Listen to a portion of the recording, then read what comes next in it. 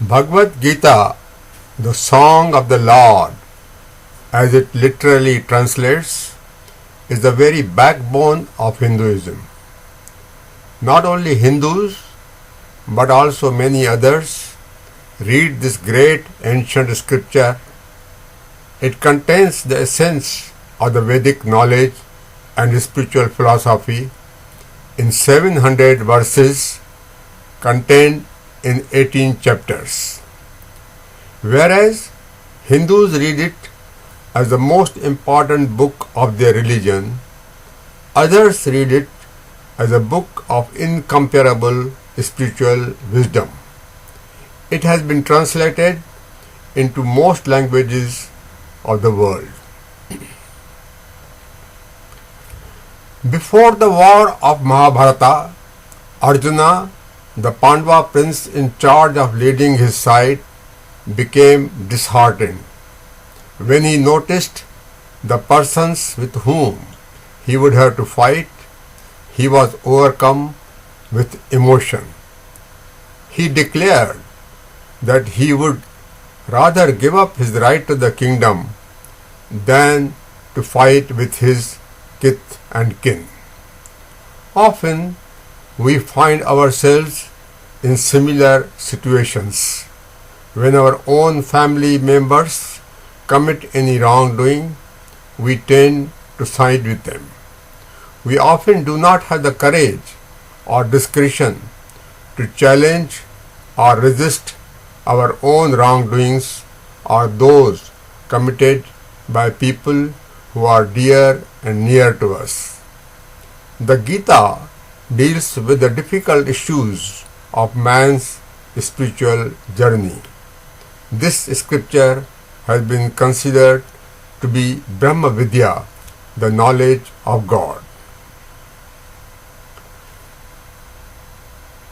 Death, according to Hindu philosophy, is not the final stage but merely an interlude in the long journey of our souls, which pass through eons of birth cycles to develop and evolve until they attain the final destination of moral and ethical maturity.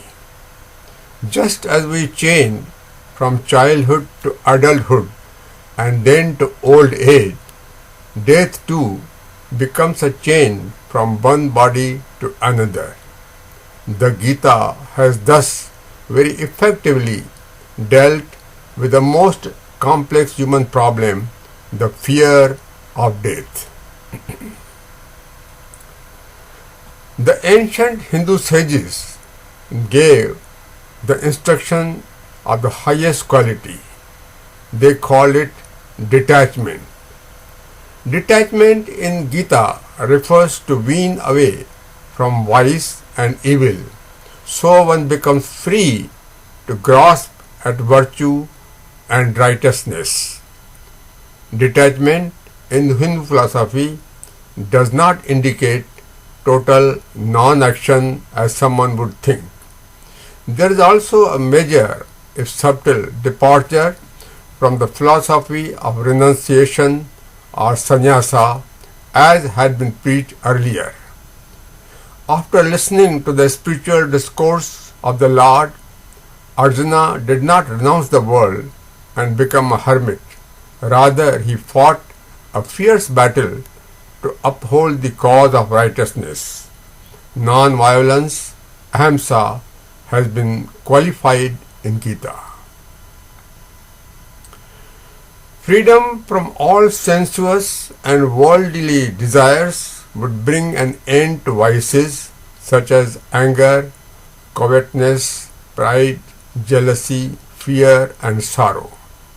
According to Hindu philosophy, material possessions only bring temporary pleasure, which is often smeared with impure, violent, and destructive means to acquire such effects. Spiritual conduct, on the other hand, brings more lasting and permanent inner happiness of joy, ananda. Detachment from worldly desires comes to man through meditation, When the vibrations of the divine are awakened within, and the person treads on the divine path of spiritual and virtual deeds, acts of love, compassion, restraint, performance of duty, caring, tolerance, service, sacrifice, etc., are regarded as spiritual actions and are encouraged on the other hand. Gita teaches, let a man lift himself by himself. Let him not degrade himself, for the self alone is the friend of the self, and self alone is the enemy of the self.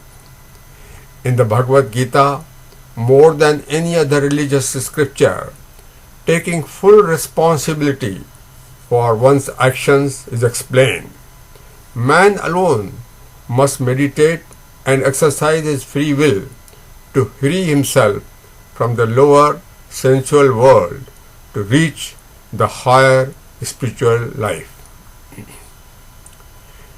Hindu philosophy believes in the continuity of the soul journey through eons of birth and death cycles, and it will become perfected after becoming free from all sins and evils.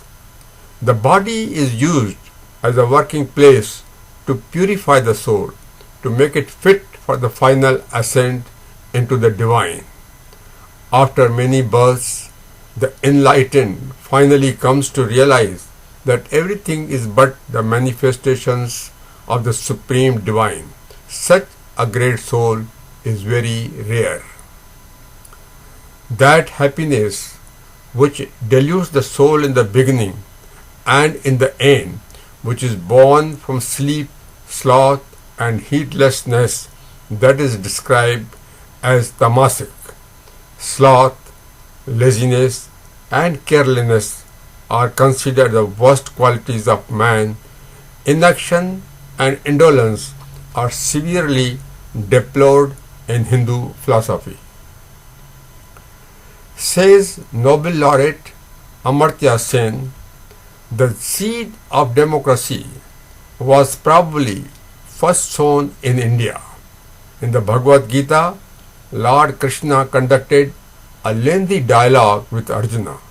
The two had protracted discussion and arguments, each of which had merits. In the end too, the Lord left it to Arjuna to use his free will and make the final decision. Hindu spiritual philosophy repeatedly stresses upon personal accountability and power of independent choice.